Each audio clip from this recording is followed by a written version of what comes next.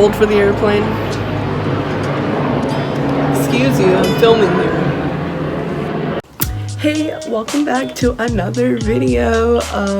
Yes, I'm back. So today's topic is the Language and Culture Practicum class, also known as LP class. A disclaimer right off the bat, if you aren't going abroad to Beijing or China in general with the CIE program, I'm not sure this video will really pertain to you or be of interest or of any help to you. So oh, and that's the other disclaimer. This is only offered to ICL students within CIE. I know the ACS students think they have tutoring, but I'm not sure about what their program looks like. And for the SD students, they also had tutors, but again, this is a little bit different from the LP tutoring, so just to be clear. So now, what exactly is the LP class? Again, it stands for the Language and Culture Practicum class, but that's way too long to say, so everybody just calls it the LP class. It is basically an elective plus tutoring, and it's worth only 1 credit. Every CIE ICL student has to take this class. This class actually has 2 components. The first part is an actual class. And like I use class in a very loose and literal sense. You'll see why in a minute. And the second component is actual tutoring. And this tutoring was actually really helpful when it came to my class, or just to have someone to practice Chinese with outside of my classroom. Now, how are the LP classes structured?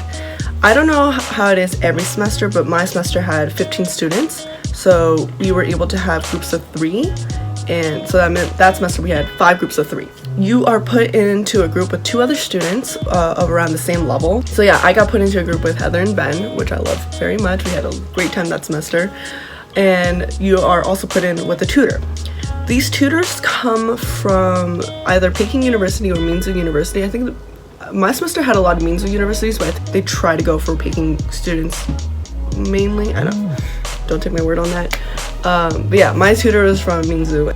Most of these tutors are looking for a career in teaching Chinese as a second language. Alright, so now to kind of get into like the nitty-gritty of everything, I'm going to talk about the 2 components of LP in no particular order. First one I'm going to talk about is the class aspect of it. So yeah, again, this is an actual class worth 1 credit, and this is where you learn about the Chinese culture on a more intimate level. There are classes offered by PKU in the Chinese as a second language school. Like, I took a class called Topics on Chinese Culture. Learned about the Chinese zodiac, tea, wine, art, calligraphy, idioms, dialects, things like that. But you know, that class wasn't offered to everyone. That was only offered to advanced students. So this class is an opportunity for everyone to learn about the Chinese culture.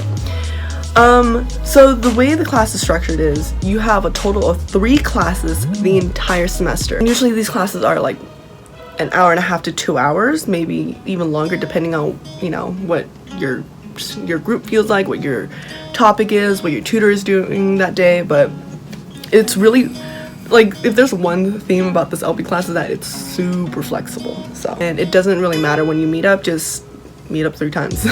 So for 3 classes, you have 3 different topics. Your tutor will provide you a selection of like topics. For me, we had a lot of topics ranging from marriage, hot pot, shopping, to whatever, I forgot. And of those selections, it might be up to like 6 to 10 selections. I don't know. It depends on your tutor.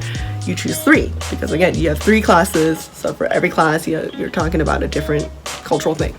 So my class specifically, we chose tea art, bargaining, and marriage. Those are my 3 topics. Yeah, it depends on what your group wants to do. So when do you actually get to your LP class and like get into this 3 students, 1 teacher kind of situation? Usually happens within the first week, I think. You know, everybody will all be in a room, and with the tutors, you all introduce yourself like to the collective. And I think Jiang Laoshi or Qu Laoshi, one of the directors of our CIE program actually, like, you know, had the roster, so she called out the names, and you know, you just meet up with your group. During that meeting, you will decide on your 3 topics, hopefully decide on what day works best for everyone to have these LP classes, like just to have a general idea. So in addition to your 3 classes, this is the fun part, you have an LP excursion. I don't know if that's the official name of it, but I'm calling it the LP excursion. So for every 3 class you have 3 excursions, and you know, they are to correspond to each other. So for our excursions, we went to a tea place, we went to the silk market, and marriage was kind of hard, so we just kind of went to hot pot, but you know, we talked about marriage there, I think. Homework. So yes, you will have some homework, and it will again depend on what your topic is and what your tutor honestly feels like assigning. So for my group specifically, for the tea aspect of it, we had to write an essay about what we learned from our lecture. For the bargaining part, we just had to write about a shopping experience we had, and for the marriage, we had to interview someone. For other groups, interviewing was probably the most popular. So a lot of people would just, you know, walk into a park or onto a campus and just ask a couple students a couple questions. Now onto the tutoring part of your LP class. So after the class aspect, everybody's actually getting together, like all 4 of you are in one place, either listening to a lecture or going out on an excursion.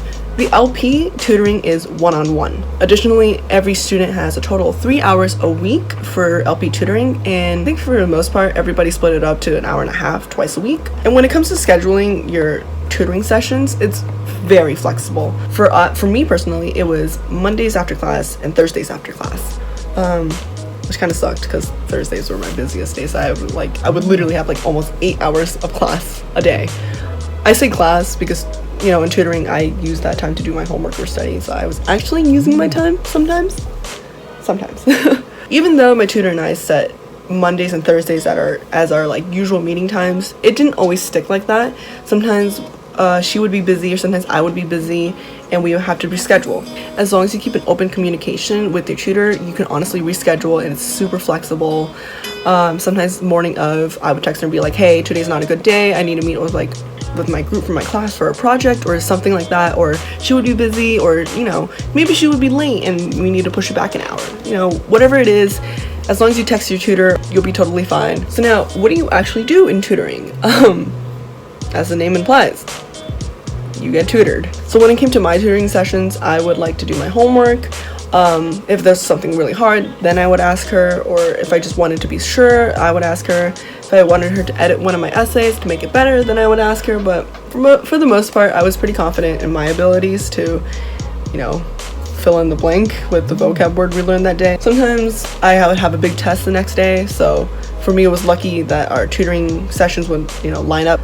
Sometimes I have a big project, and you know, I would ask for her perspective on maybe how I could deliver a presentation, or just maybe the content sometimes was a little bit hard to research, and you know, she would help me research some things. I don't know if you guys know this, but for ICL students, you don't stay until the end of the semester, so you can't take finals.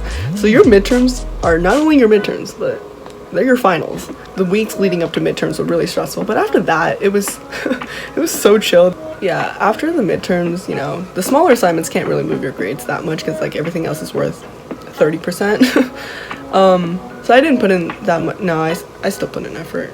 I felt like tutoring sessions were much more relaxed, so my tutor and I would literally like sit there and watch Korean dramas for almost like 2 hours. I think I learned a lot of like slang and like definitely a lot more like popular young adult culture through my tutor, and she's super cool and super dope and super nice, so that was really nice. I really like the LP class for that.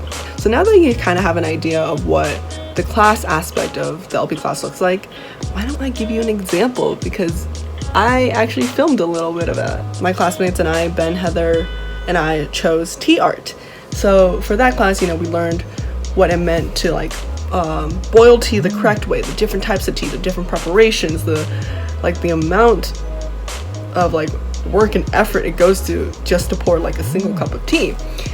So after lecture, for our excursion, our teacher took us to a tea house, which was really cute. There was a couple around Beijing, but this one was like really nice. So there we were able to sit down in like a kind of a private room area thing, and we drank tea for the next 3 hours basically. We had an employee help us or demonstrate kind of what we learned like in person. To prepare tea, actually you have to warm up / clean the cups, and as you can see here, she's just pouring boiling hot water into the 4 cups for all 4 of us. So after she warms up the cups, she actually gives us a little taste of you know, what the tea we're drinking. She puts in the tea leaves and shakes it up, so you get to really smell like the tea you're gonna drink, and it's absolutely, oh my god, I love tea so much. It smelled so nice.